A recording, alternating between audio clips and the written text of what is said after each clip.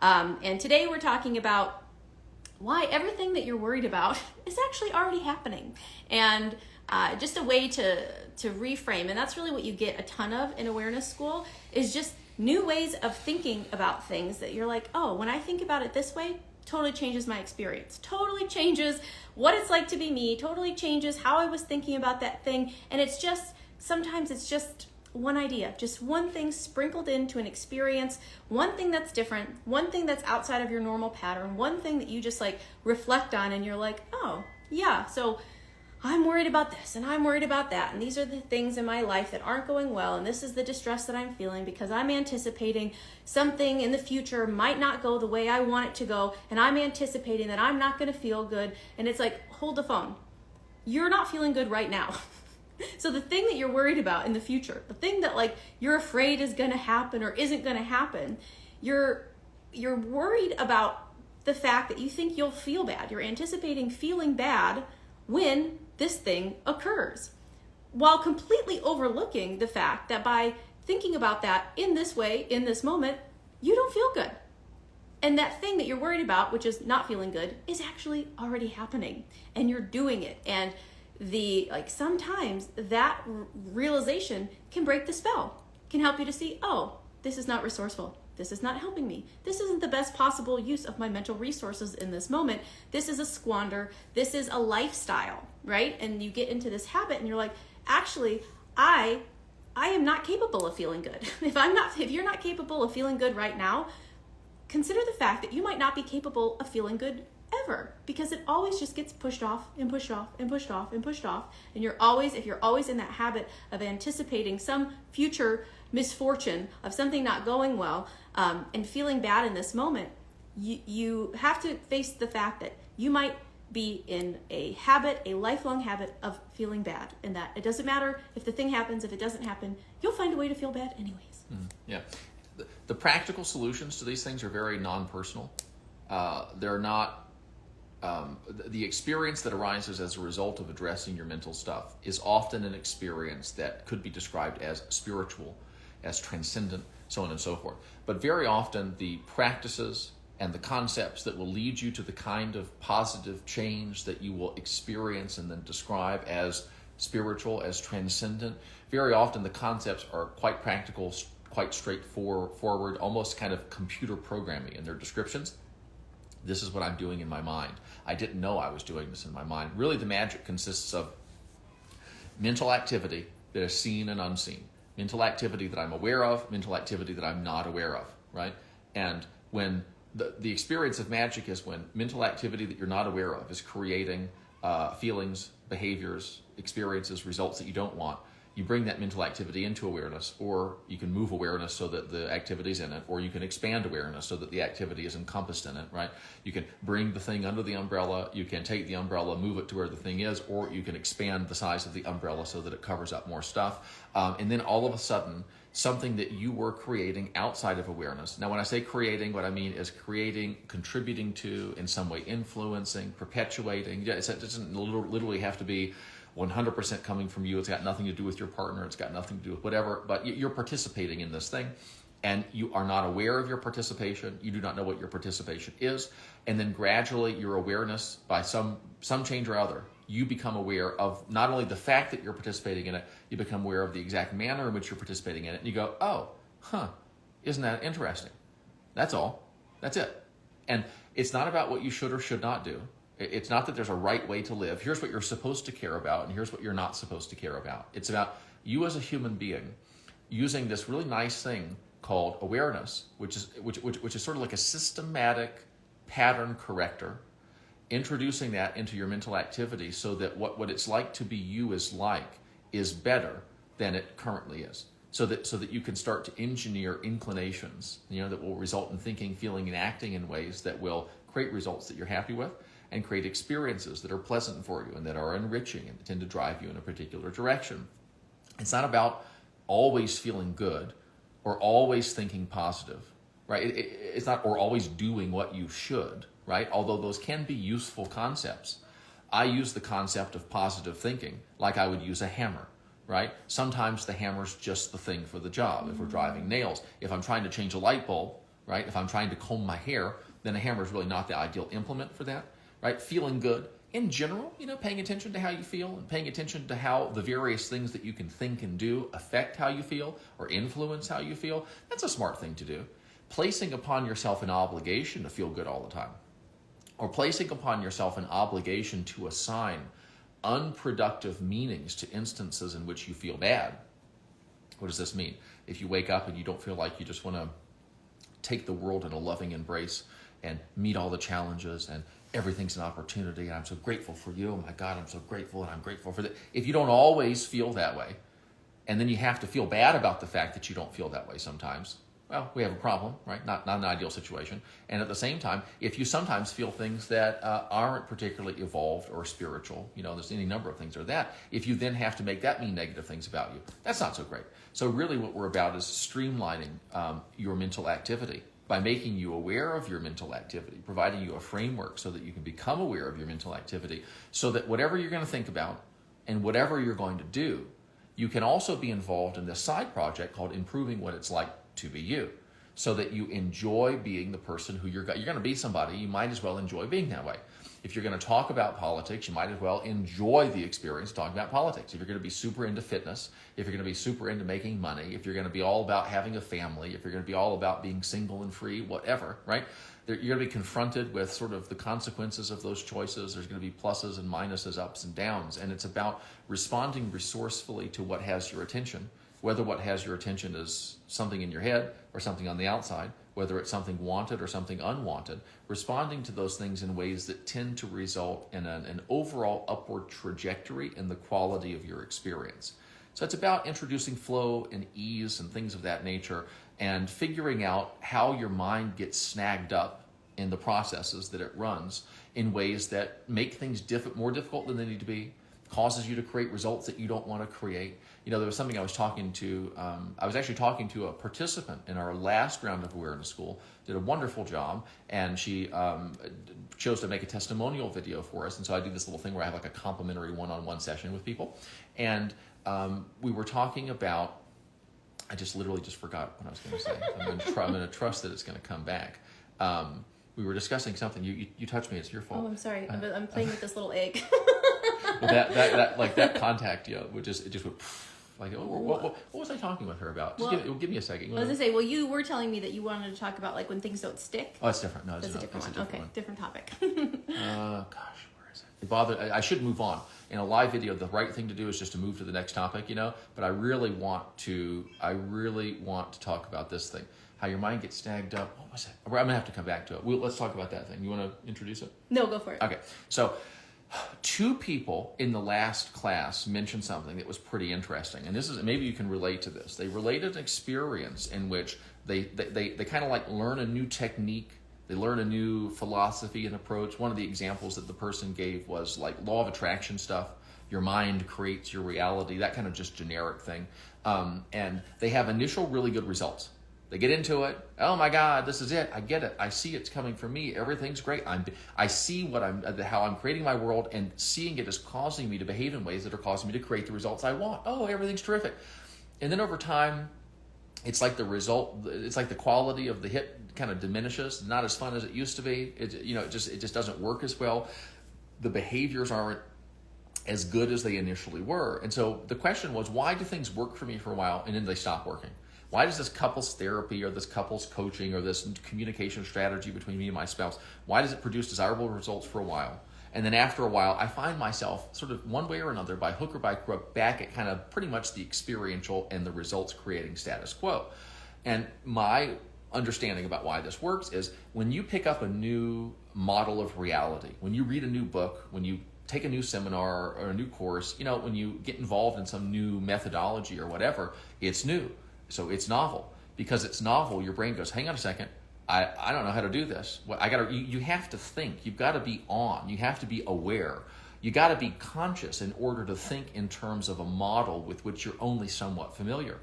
And my suggestion is, and it's not that the model never confers any benefits. It's not that law of attraction or Byron Katie or just pick whatever it is that you're in. I'm not suggesting that those things don't have benefits that are intrinsic to them.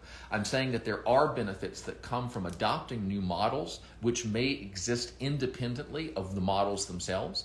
and which may be informed by the fact that you are conscious of the fact that you're doing something new. So there's more of you there, you're more aware, you're more engaged, you're seeing more of what's going on. And so just by virtue of you're seeing more of what's going on, more of what is going on tends to be resourceful rather than unresourceful. Now, what happens as you become more and more familiar with the model? Well, you don't have to think about it you don't need as much of you to be there in order for you to think in terms of that model. One of the ways I used to describe it is that the model ceases to be a guide for thinking and it begins to become an excuse to not think, or a means of not thinking, a substitute for thinking. And it's that transition period between, oh, this is a guide for thinking, I got to be here. Now I got to ask myself, now what would make sense to do in light of this model? See how present you are? See how you're evaluating? Oh, that thought, that's an interesting thought. Is that consistent with the model? No, it's not. Okay, well, I don't know. How about that? Like that auditing that you're doing inwardly. Just the awareness of what's transpiring tends to improve the quality of what's transpiring. And if what's transpiring doesn't serve you, if you're thinking thoughts about yourself that are not useful, right, then the responses to having thought those thoughts tend to be better, right? And so that's the issue. The issue is that initially you're really, the magic is you, basically, is one way of saying this, that there is something magical about you being sufficiently engaged with your experience to pay very close attention to what's going on.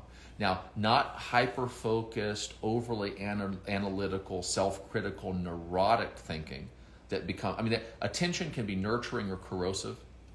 Like this kind of like, you know what I'm talking about? Like you're watching yourself and there's this, and if your jaw is clenched and if you go, if it feels bad to see yourself doing something that doesn't serve you, you're doing it wrong, right? It should feel neutral at worst. That's just kind of one of the heuristics that we use, right? Now, what are you going to do? Feel bad about that? Probably. No, you just take it and you go, oh, okay, hang on a second. It's really miserable to observe myself right now. I bet I'm adding something to this that doesn't need to be there.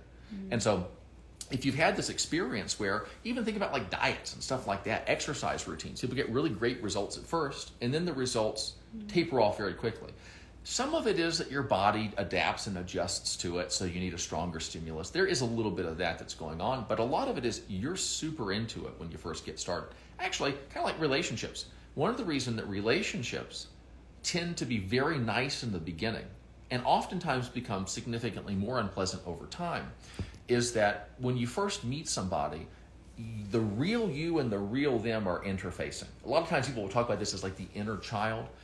What I'm referring to here is the part of you that is kind of spontaneously bubbling up into the moment, not the part of you that is sort of dictated by rules that regulate how you interface with other people based upon the roles that those other people are playing relative to you. So you just show up and, hey, let's have fun, right? And people will say, well, things get hard because responsibilities take over and, you have a home and you have children and pets and life becomes hard. And, okay, maybe there's a little bit of that, but there's also people who deal with all that stuff and who have very loving relationships moving forward.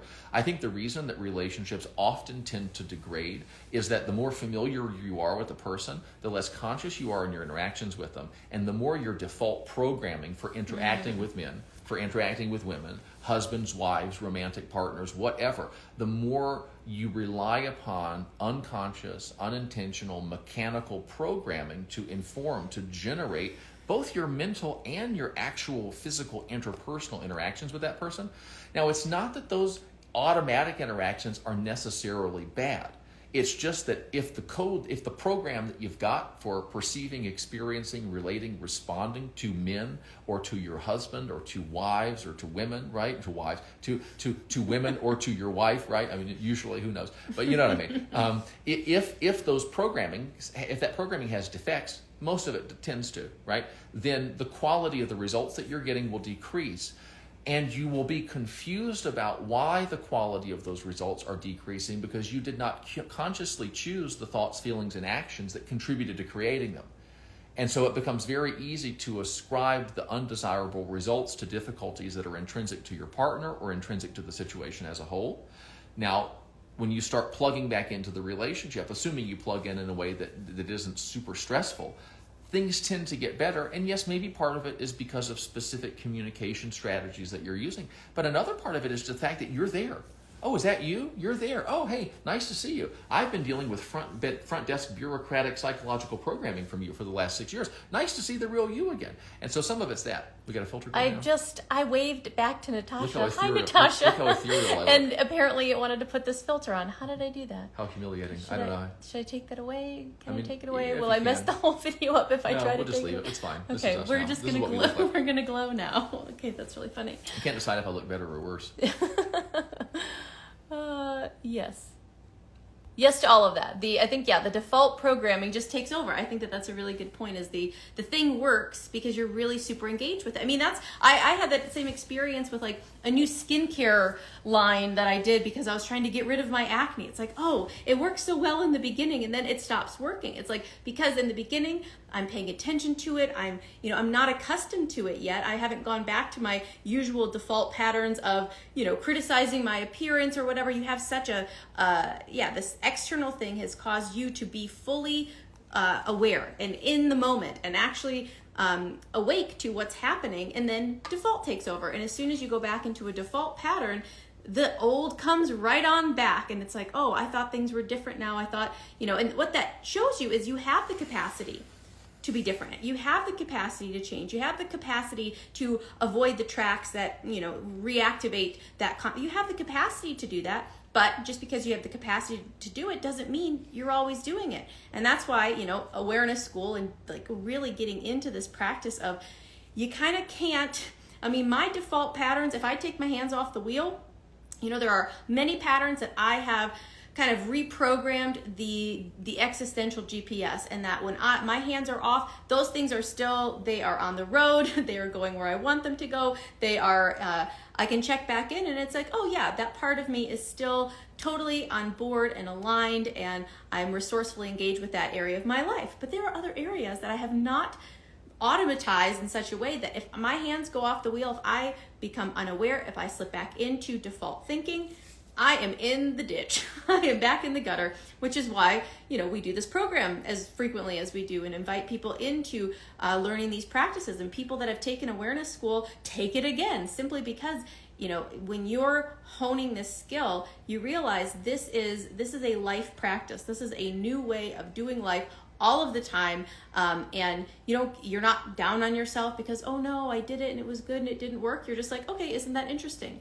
Okay, let's go back to the things that I know work. We talk, you often bring up that example in awareness school of, oh, the fitness program that I was doing worked so well that I got bored with it and I stopped doing it. That's really a lot of the times what happens is and especially for like course junkies or people who love to take a course, they love to read a book, they love to, do a new thing, like the shine wears off. And even if it was really cool and good, like if you are no longer applying it with fresh eyes. Really, I try every time we go into awareness school to have a beginner's mind, to listen to it like fresh and new for the first time, and to really apply the tools and do the homework and go through, the modules as though I've never heard it before. Because otherwise, as soon as you think you've got it, as soon as you're like, yeah, I'm aware, I've got this, and you can see it in people when they're like, they think that they have it, and it just creates all of these blind spots. So I think that's a great point. Mm-hmm. Michelle, thank you very much. You're a delight. I think you've been there twice. Yes. Both times were super fun. The second time in particular, Michelle, I must admit, you really, I think, surprised me, took me aback with some of the insights. I think it was the second time that you had. It wasn't like after the first time I was unimpressed, but after the second time I was just particularly like, okay, we've really got this. There are certain people who do this stuff, and they display a sharpness of comprehension that is startling, and you were one of those people. So I'm pleased that you're here, and pleased to hear that you had a good time. It's always such a relief when you make sense to other people. You make so much sense. I make so much sense to myself that every once in a while someone else says, "Oh, that makes sense," and I say, "Oh, thank God," because for a second I was unsure. Let's see. What did someone else say something? Someone asked you to stop talking so fast. They did. Well, not gonna happen. And then someone asked, the replay will be saved. So if the person who, yes, you can rewatch the replay and get all the nuggets. Yeah, this is me talking slow. Is that why placebos work so well? Totally, absolutely, because there's an expectation and you're showing up with like something in mind. You want it to be a certain way, or you have a certain expectation. That's why, the placebo effect is always taking place all of the time. And also the nocebo effect of like, I don't think this is going to work. Well, and we'll get into that in the beliefs module, module 8, where you just, you see this when you watch it in action, when you can see that nothing is random, nothing about the things that you think and feel and do, and nothing about it is random. It all makes perfect mathematical sense. And when you know what to look for, I mean, it's in many ways, just like the biological laws in GNM, it's like when you know what to look for, this causes this. This adaptation in the body would not be there if this experience didn't happen. And so if the adaptation is there, we have to look for the experience. There's cause and effect. And that's the cool thing about all of this work, is that when you can see and make those connections, again, it becomes impersonal, because a lot of the heaviness that comes with all of your stuff is because it feels so personal. But when you can zoom out and see, no, this is just kind of laws of nature. This is just the way stuff works. And when I see, I've been using the way stuff works in a way that's getting me results I don't like, all I can do is just mix things around, change things around on this end of the equation, and lo and behold, on this end of the equation, things are going the way I want them to go. And when you have experiential reference points, you start seeing enough. And that's like why the course is so cool, because it really systematically breaks down the experience of what it's like to be you. So it's like, most people just don't have a framework for that. No one sat you down and said, hey, this is what's kind of going on the inside that makes the stuff that goes on the outside make sense. And what's going on emotionally, like all of this stuff.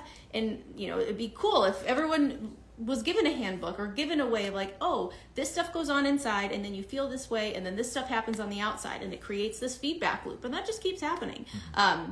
Yes. Yeah. So, do you have to be fully committed?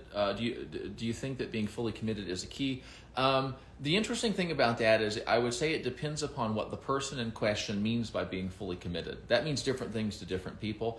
I hear people go, well, you got to be in it, and you got to be committed, and all this different stuff. And I think maybe for some people, whatever state of mind is consistent with saying that or with hearing that from somebody else, it does allow them to access resources that do allow them to do impressive things or make changes or whatever. For a lot of people, my experience is that the issue is not a lack of commitment. The issue is a lack of effective internal processes, so that I can be 100% committed to getting to your birthday party on time. And if my car engine is not working properly, I'm not going to get there.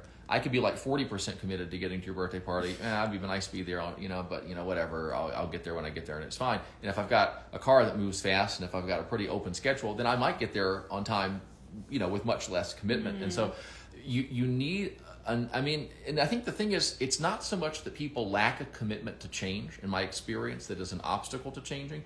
It is that they are possessed by an unshakable commitment to remaining the same, and they are utterly unaware of the fact that commitment exists within them, right? So sameness is, we live in an entropic universe, at least as far as we can tell. There are certain levels at which entropy is kind of the rule, which means stuff degrades, stuff breaks apart, stuff falls apart.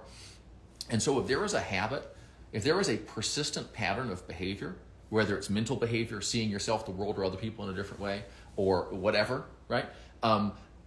There's energy that's going into sustaining that pattern, keeping that pattern together, right? It's not just happening. You aren't just neurotic. You aren't just lazy. You aren't just unmotivated. Any sameness, any status quo. I know it feels like just there's this isness to it. There's just a rock called my personality, and that's just the way it is. And I struggle and fight against it. But my struggles and my fights against it are just nothing compared to the monumental nature of this unchangeable object, this immovable object. But actually, that is a description of what it is like when the things that are going into perpetuating sameness are going on outside of awareness. What does it feel like when the things that you're doing outside of awareness? It feels like you're not doing them at all. That's what that feels like. And so, is commitment important? I guess commitment means different things to different people. For some people, it's kind of jargon. For some people, it just means kind of the general thing. But the other thing is becoming aware of being open to the possibility that you have within you an unconscious commitment to remaining the same, and then being kind of vigilant in a non-uptight way about observing how your commitment to staying the same might manifest itself in ways that are perceptible to you if you're looking close enough in the moments in which it is revealed. And I'll give you a little bit of a hint here. The moments in which your commitment to remaining the same reveal themselves to you are the moments in which your mind goes, oh, look, you haven't changed. You thought that you had, but you actually haven't, right? And you know this moment? You thought you were doing good, and then you ate all the cookies. You thought that you had really changed how you were going to react to your partner, and then you were mean to them, or then you let them walk all over you. You know, you hadn't been jealous for a really long time, and then you got jealous. You hadn't invested your identity and self-worth in what other people think of you, and then you did it. You know what I'm saying? So you look at the sameness, right? Now, look at how you react to your mind telling you that you're the same. And if you react with despair, if you react with, oh my God, this is it, it's over and all this different, right there is your commitment to staying the same. Your commitment to staying the same is made of your reactions to realizations that you have not changed as much as you thought that you had. Mm-hmm. Let yourself feel as though you have made progress, then discover in a moment of disappointment or in a moment of setback or in a moment of stress, let yourself discover that you still have the capacity to behave in the same old way, and then see how you respond to discovering you've got the capacity to be the same. That right there is your commitment to either change or to sameness. So pay close attention to that moment. Now listen, if it shows you that you're committed to staying the same, how do you react to that? Do you despair? Is it another thing to be depressed about? Or do you say to yourself, isn't that interesting? I think I might have just detected some malware within me, some mental malware in my system that I didn't know was there. That means I have information now that I did not have before. That means that I'm in a better position than I was a moment before. That means change has just occurred. In general, here's the little formula. What is change made out of? Change is made out of new reactions to sameness. You think the same old thoughts, respond to having thought the same old thoughts in a new way. Feel the same old feelings, respond to those feelings in a different way. If you're depressed and you normally make being depressed mean that you're always going to be depressed, people who deal with depression tend to do this thing where they assume that the fact that they have been depressed for as long as they have means that they are always going to feel depressed, which is pretty depressing, right? I mean, in addition to whatever else might be going on physiologically or whatever else, right? But when I take the fact that I'm feeling some kind of bad feeling and I make that feeling mean I'm a piece of crap, or I make that feeling mean I have no hope, or I make that feeling mean I can't feel good, or I'm never going to not feel bad, I'm reacting to the feeling in a way that's creating an experience that's more unpleasant than it needs to be, and it's probably going to go on for longer than it needs to go on. So really become interested in your reactions to the things that your mind tells you are the decisive factors in your life. Yes. What role does mental health play, particularly anxiety and depression? So from the GNM perspective, we look at anxiety and depression both as adaptations.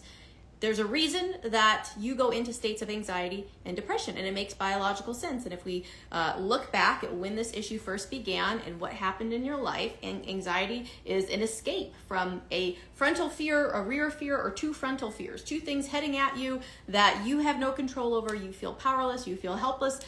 And an anxiety, anxiety, depends on how we define the word and what the experience is, but like an anxiety attack comes from that combination of conflicts. And then depression, we're looking at one of the right-sided territorial conflicts being emphasized. And what are conflicts made out of? Conflicts are made out of experiences. And when you can recognize, we've had people in awareness school have wonderful success with navigating, their experiences of anxiety and depression by becoming aware of these tracks, by looking at, what does press that button? What experiences am I having prior to falling into this depression? When I'm in the depression, how am I talking to myself about the fact that this is happening? How am I presenting this to myself? And so there's so much that you can do. So of course, what we call mental health is playing a role in everything about what you're thinking, how you're experiencing, how you're behaving. It colors your whole world. But when you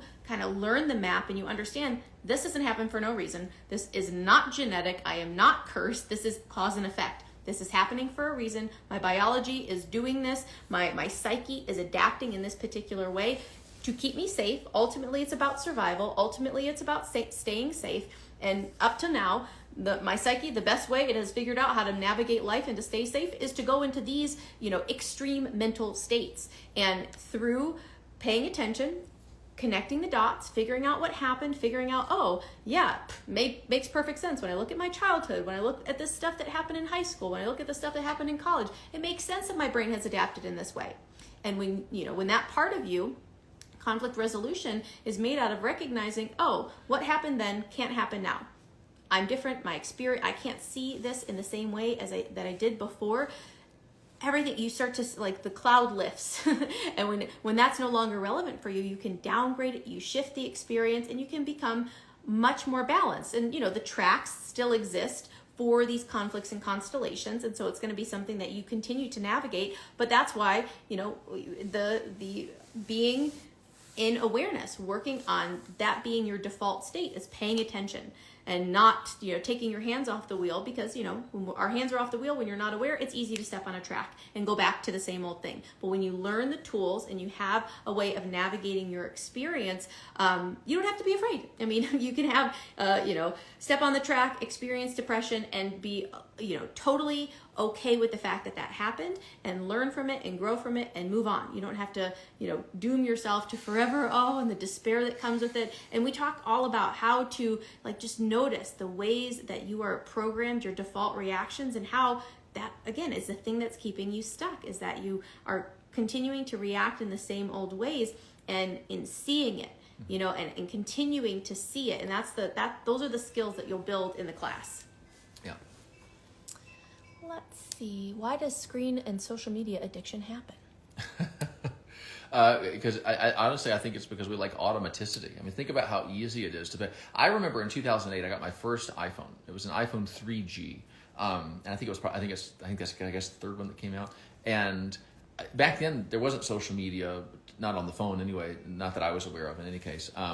And I didn't have much to do on it because I wasn't any kind of a business person. I mean, I had an email, which is great, but I didn't have anybody I could email, really, But I found myself picking up the phone because I wanted to play with it. And I like to go like this. It was nifty and fun and cool. And when I got good at it, and actually, study your behavior when you get on Instagram or when you get on, Facebook or whatever it is that you use, right? And what do? Don't you open it and don't you go through an automatic ritual? Isn't it notifications, messages, feed, or feed, discover, notifications, message, or whatever. You probably go through a kind of ritualistic scanning. And notice how it feels. First of all, notice when you pick the phone up. And it's often when there's a moment of what you might call unstructured time. It's usually stress that pushes you into picking up your phone. And it doesn't have to be stress like you typically think about it. So for instance, people who aren't sure what to do next, people who know they have a lot to do, but they're not sure what to do next, which is they have a lot of work, but it's undefined work. The next action isn't clearly defined for them.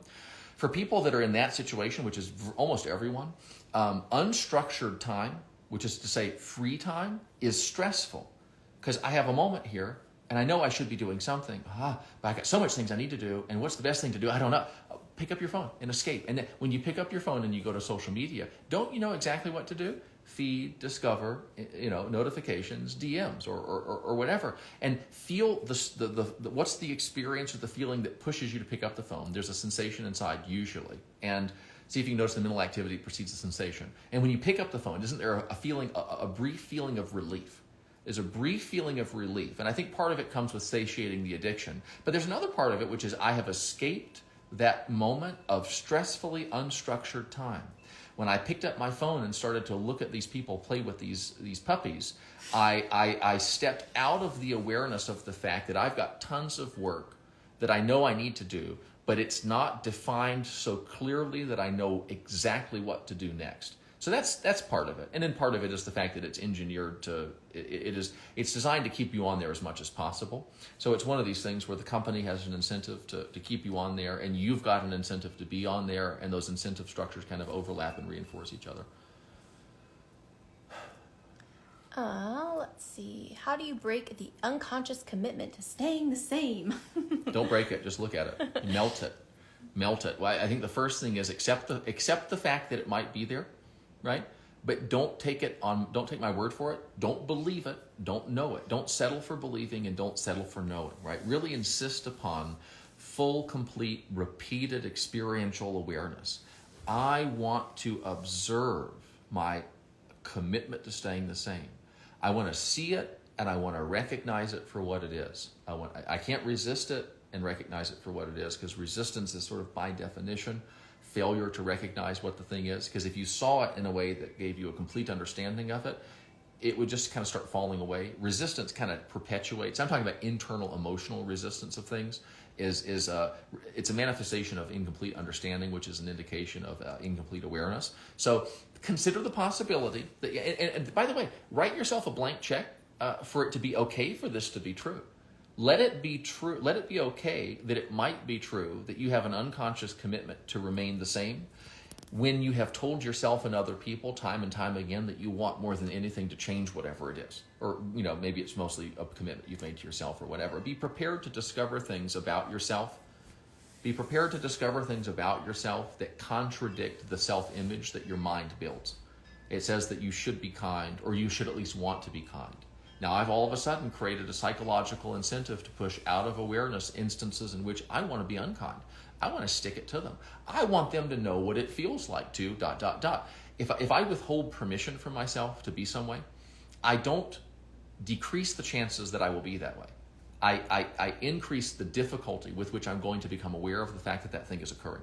So when I withhold permission, I don't make it harder for me to do the thing. I make it harder for me to be aware of the fact that I'm doing the thing and to recognize it for what it is, which really kind of makes it so I have no choice in being that way, which is really where a lot of the problem comes from. It's not the way you are. It's that you don't have complete choice to be some other way if that's what you want to do. So consider the possibility that it exists within you and just kind of keep your eyes open and notice the processes that you go through. And here's another thing. If you want to observe your commitment to remaining the same, the best place to start looking is in your tendency to emotionally resist instances of sameness. So let's say, for instance, that you feel committed to getting in shape, but you consistently binge on potato chips and sit on the couch and watch Netflix instead of getting up and doing physical exercise or going outside and going for a walk. Watch how you react. Don't watch the choice to sit on the couch. I mean, watch that's fine, but that's not the decisive moment. The decisive moment is what you make it mean when you say to yourself, oh, another afternoon of sitting on the couch. Oh, see, I said today was the day, and now look at me and look what I've done. What do you make it mean? What do you say to yourself? What feelings do you create inside? What do you tell yourself it says about your future, about your worth, about your okayness, your not okayness, about your ability, about your integrity, about whatever? All of that stuff, usually it's stuff that's pretty nasty. All of that stuff constitutes your commitment to staying the same, right? If you're unwilling to forgive yourself for being as you are committed to remaining that way, right? Because the forgiveness, again, it's one of those words, but the operational definition for me for forgiveness is a willingness to see that I am some way without emotionally resisting the fact that I am that way, without justifying the fact that I'm that way, without rationalizing the fact that I'm that way, without criticizing the fact that I'm that way, without condemning the fact that I'm that way, right? Just see it and go, isn't that interesting? Now I'm reaching a level of what you might call spiritual maturity, at which I'm kind of graduating to the point where I can start making choices about how I'm going to be myself. If I don't know how to forgive, which is to say not condemn myself for being some way, I'm not competent to make the choice to change in the ways that I want to. So that's just kind of one way of thinking about it. Yes.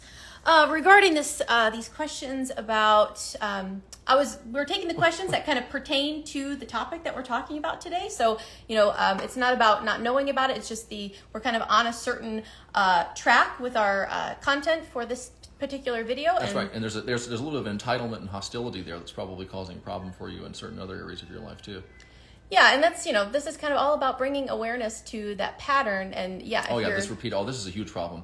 You have a huge issue here, and we're not going to work together interpersonally, because if that's how you're behaving towards me, it's a non-starter for me right out of the gate. And whatever it is that makes it possible for you to feel as if that's an appropriate way to interact with people as an introduction, that's a huge issue that has to be addressed before anything else can be tended to. Yes. That's way far out of bounds. What about a sense of fear when you're extremely happy, thinking it can't be this good, and thinking that something is bound to take away that joy? that is what we call an enemy in your household. And bringing awareness to the pattern that tells you, like, where does that come from? This feeling of, oh, it might be taken away, and noticing. And so much of this is looking at where, this sensation, this feeling, I can't have it too good. Where do you have limits and caps on your experience for how good life is allowed to be? And when you start to see where that line is and get curious, and that's, again, you just have to watch it. Watch yourself doing this. Watch yourself dampen a good experience, being extremely happy, and then that thought comes in. When does that thought come in? What triggered it? What was going on when it happened? Are you aware of we will guide you through, like, how to become, like, really acutely aware of the details of where these thoughts kind of arise from within you, and then what to do about it. But yeah, main thing, get curious and watch it. It's a pain in the ass, isn't it? I mean, isn't it a pain in the ass when getting what you want fulfills your criteria for worrying about what you don't want? When something good happening triggers you to say, oh my God, I don't want this to go away. And it's kind of like, what's the point of getting what you want if you can't enjoy it? What's the point of getting what you want if it's just going to is it going to remind you to worry about what you don't want? And the thing I found to be most useful in instances like this is to accept the intrusion that tendency that tendency makes upon your happy experience. Because it isn't, it's an unwelcome visitor. It's like a hostile commenter. It's not nice. You're having a nice video and someone comes in to be unpleasant, right? It's like you're having a nice time and somebody comes in and in your mind and says, oh, what about this and what about this? And you go, thanks a lot. Do you know what I'm saying? And accept that, because that's just part of it, and then decide to make a good use of it. So when you wanted to go to the lake and it ends up raining, you say to yourself, a wonderful day to watch movies and play board games.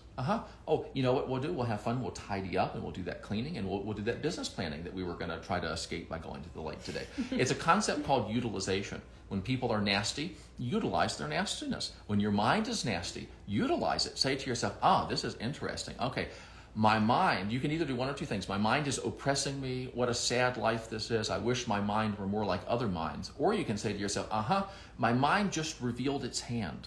Because people spend thousands of dollars trying to figure out what they believe. And I just figured out one thing I believe for free. I was having a good time, and I started to worry about having a bad time. That is the shadow cast by an unseen belief. And if I look carefully at the shape of the shadow that belief is casting, I'll get a pretty good idea about what the general views, or what the general content of that belief is. I mean, people sometimes don't. Sometimes I use bad words. You know what I'm saying? But that's an "I got you, motherfucker" moment. That's not my day is ruined. It's about becoming resourceful. It's about, because see, you wanted to ruin my good time, and you did in fact ruin this good time. But now I'm having a really good time because I'm learning about the good time ruiner. See, it's revealing things. People, when people intrude upon your day, when people show up and are nasty to you, when people say negative things when you're doing well, and you get upset that they've kind of taken the wind out of your sails, they're giving you information. They're saying, I'm a nasty person. You need to watch out for me. You need to get rid of me. And you go, oh, wow, that is invaluable information, right? And I'm willing to pay the price of having pleasantness interrupted once in order to gather information that will allow me to eliminate a source of unpleasantness forever. If you treat your mind that way and you welcome the intrusions of those patterns, you'll begin to learn so much from what those patterns reveal to you. You will build a new experience of an old behavior. And this is, remember, what change is made out of: new responses to sameness. So if sameness is, I'm having a good time, my mind starts bullying me about bad times, that's sameness. A new response would be grabbing that thing by the neck and saying, you belong to me, and I'm going to learn things from you. You just played your hand. You just revealed. It's sometimes like a friend. Sometimes a friend will, I know this kind of like things in movies and TV shows like this, that one person will be super successful. Like, they got the job, or their record's selling really well, something fantastic. A lot of times, Kevin Samuels used to talk about this, single women keep women single, is what he would say. And there was this, that basically one of the, let's say there's two single ladies, and one single lady lands a really great man that she's super excited about.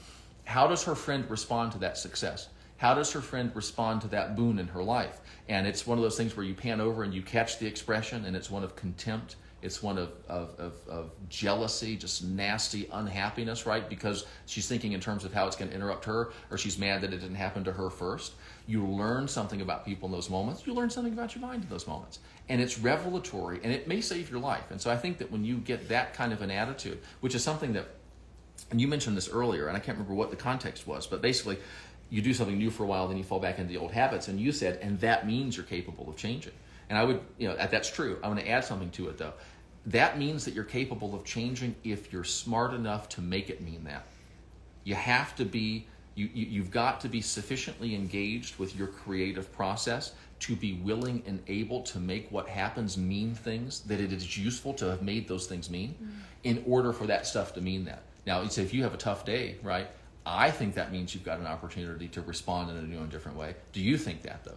Do you have the ability to make it mean that and to mean that meaning making? And that's a big part of what the course revolves around is developing the ability to make what happens in your life mean something that's useful. Not necessarily positive, but simply useful. Yeah, and that's kind of like this is what awareness school is like. And so if you like this, someone asked if we had public speaking coach or education, or if we're just naturally good at it. It's is it just constellations? Yeah, right. We have complementary constellations that allow us to speak in this way. But yeah, it's we take ideas, and they're laid out. So basically, there's this 10-module super course that is an organizational structure, a framework for understanding how you create your experience of reality. And you go through the modules on your own. And then on Monday evenings, we will meet and we will talk about the content for the module a little bit. And then you will come on and we'll talk to you about your stuff. And that's really where just the juice and the goodness really comes out of the class. Like this last class, every class has its own wonderful uniqueness. But it's what the people bring to the table and, what you're willing to talk about. And literally nothing's off the table, like whatever's going on in your life, whatever you're dealing with, there's a way to apply the stuff you learn in awareness school to your stuff. And that's what the live group coaching meetings are all about. It's applying it to your stuff. And we just sit and we go through it. It's super fun. And you get to know the people in your class and you learn from other people's stuff. Because sometimes if you're shy at first or you don't want to talk about, you start seeing people talking about their stuff and unpacking their stuff and applying the ideas to their stuff. And you're like, oh, I can do this. I can talk about my stuff too. And it's so fun and good. And if you like kind of our style and the way we talk about things, that's what awareness school is, but you're on Zoom live with us and you can talk. It is. It's very much about, would you say, and I'm interested to see if you think this is a good description of this. It's about calling your attention to things that you benefit monumentally from having your attention called to. And then it's about showing you new and different ways to respond to the experience of having had your attention called to those things. And then you go do it and play with it and report back. And then we work with you in that. And it is every class is unique because the people are unique, and what we're working with are the people's experiences. And everyone's got a different strategy for staying the same. And so every strategy for staying the same requires a different strategy for taking it apart. And it really is about, occasionally people will go, oh, it's like talk therapy. And it's like, no, talk therapy is notoriously impotent, right? That's like kind of just fumbling at the lock and hoping that you can get it open with the paper clip when you're not like a lock picker or anything like that. It's about stringing together information, words, ideas, and concepts in a way that unlock layers of your mental matrix so that we can actually start to access the causal aspects of your mind, the things that make you inclined to do that, the things that cause you to respond in this way. If you're a habitual despairer, okay, how do you know it's time to despair? If you're just one of those people that is just incessantly negative, how specifically do you always go back to negativity and landing on that? Where do you end your internal sentences? Is it on a positive or is it on a negative? If you tend to end on a negative, I go take that period, turn it into a comma, colon, semicolon, ellipsis, anything, and don't stop talking until you get to something positive, and then put a period or an exclamation point at the end of that. So it's not just about blah blah blah. When I was young, my parents didn't pay attention to me, and so now I'm depressed, or now I don't know how to express feelings to my wife, and it's kind of like, okay, well that's interesting. It's not so much about focusing on why you are the way that you are. It's about discovering through awareness how exactly you go about creating the results that you have in your life. And again, creating can be contributing to, participating in, exacerbating, whatever, right? It doesn't all have to be coming from you all the time, even though maybe probably a lot of it is. It's about figuring out how you do it. And if you're getting results that you don't want, well, then we gently suggest to you, it seems like when you do this, this, this, and this is what happens. Maybe try doing something different. And listen, let's see what happens when you try to do something different. Oh, you went over here into a new path for a while, and then you went back to doing the same old thing again. Okay, that's interesting. What did you do when you discovered that you had done the same old thing again? Did you do the same old thing that you do in response to having done the same old thing? People have something, we talk about the existential GPS. And I don't know if you've got an experience with this, but if you plug a destination into the GPS, and as you're driving along, let's say the destination is despair. The destination is not feeling good enough. The destination is concluding that you have done wrong, or that you're not good enough, or that you're undeserving, or that you're just a loser. You get the idea. You plug that into the existential GPS, or maybe your parents plug it in, or maybe some unpleasant life event, or maybe a combination of life events kind of plug that in, so that basically your mind is pretty much always traveling, searching, looking, turning, merging, traveling towards the conclusion of, oh, I'm not good enough, or whatever, right? And so you're driving along, and this thing's guiding your thoughts, feelings, and actions. And I don't know if you know this, but like when I'm like following the GPS, I stop paying attention. Like my eyeballs are watching the cars and stuff, but my mind is thinking about the kind of stuff my mind thinks about, which is a pretty mixed bag, as some of you know. And so as we're driving here, the thing just goes, bing, turn here, bing, turn here. And if I say to myself, wait a minute, I don't want to go to Sprouts first. First, I want to stop by the tire store. Oh, but I don't want to plug the tire store in. I'll just remember to do the turn. So I do that one turn. I say, because the tire store's over here. If I go unconscious again, where's the GPS still routing me? It's despair, right? And so I can deliberately turn in the direction of positivity, harmony with my partner, making more money, getting in shape, accepting my body as the way that it is, whatever, maybe some combination of those things. But the second I go unconscious, the second some mental bauble catches my eye, David Allen's always talking about bright baubles, that's where that came from. The second that something, my mind starts going, which for me is about 45 picoseconds, right? I get distracted mentally. What is the GPS routing me back to? What does the GPS route me back to every time I go to sleep? Because I'm not focusing on being positive when I go to sleep. I'm sleeping. But some part of me is still driving. And so really what this course is about recalibrating where your existential GPS is leading you.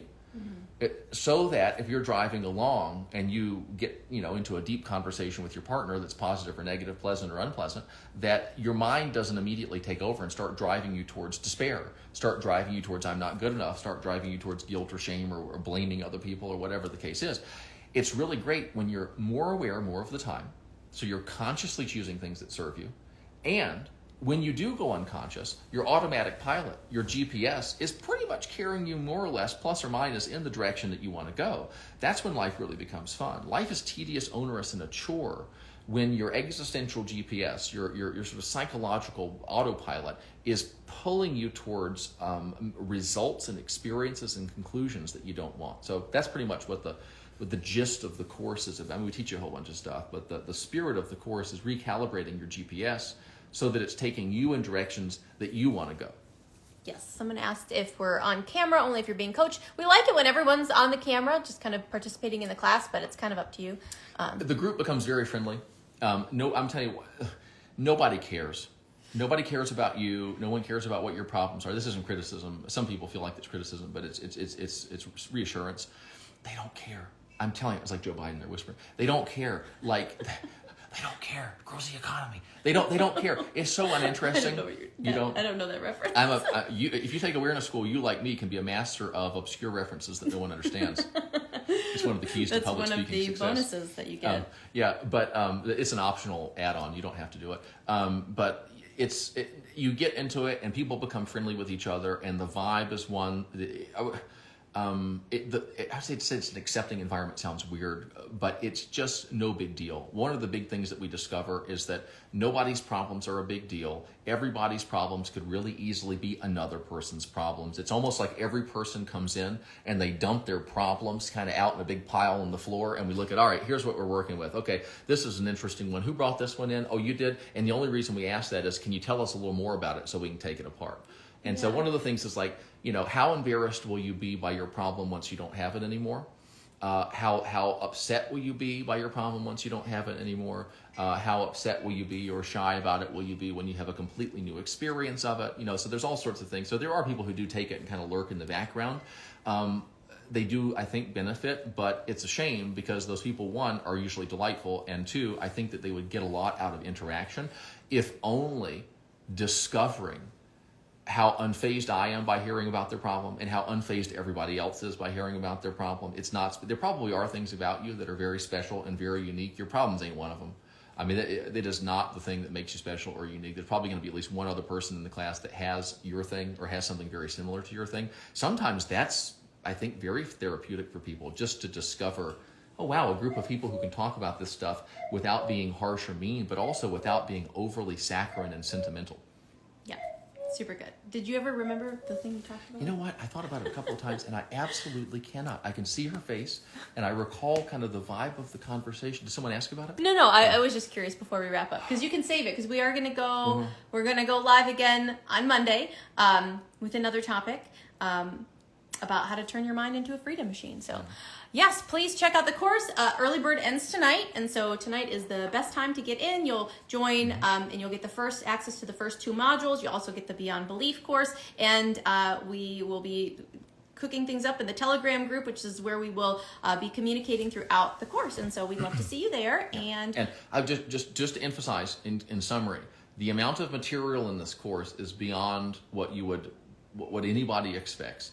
That's not to be overwhelmed by. It's a buffet. You know, if you go to a nice Chinese buffet, if you say to yourself, oh my God, I have to eat everything that's here, it's intimidating. If you go and you say, wow, I can eat as much of this as I want, what wonderful variety, it's a very nice experience, right?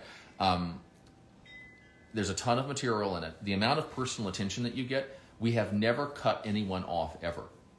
Have we? I mean, it's kind of crazy, actually. Like, if you look at the hours. One of the last meetings, we had to cut it short, but nobody got cut off. No one got cut off. But it was the one time we did have to cut it short because we had to do a travel thing. But the amount of personal attention and all of the it's like a college class. There's the Ever Better Life course, which you kind of do your own. You do that on your own. And then in class, if you have questions, you can ask the questions and we'll answer them. But that's just kind of the course material is just a jumping off point for getting into you and what's going on with you and the things that are appealing to you from the course and things you're struggling with, the problems that you have, and what we can match you with from the course that will help you resolve it. So there's a tremendous amount of customization and personal attention. So I don't know if that's an advertisement or a warning, but I think it's something we take for granted. But we hear about how other people run courses sometimes, and it's just sort of really surprising. It's like, wait, what a minute? There's a 45-minute meeting, and there 2 people get to ask questions. It's not that. Everyone gets their stuff taken care of. It's a little bit nutty, but it actually works out really well. Yeah, it's kind of like the best way to, I mean, really, as far as like value for if you've ever wanted to do coaching with me or with Steve, this is like, you get, I mean, the value of the time that's spent, and you get the course for a lifetime. It's really great. So we love it. We would hope to see you there. Yes, we are not sure when the next awareness school is. Normally, like lately, we've been doing it 4 times a year. We're kind of going to be changing up our programming, either now or early next year, and so we'll do another round of awareness school in October. But yeah, we would love to see you in this one. And thank you guys. See you next time. Thanks. See ya.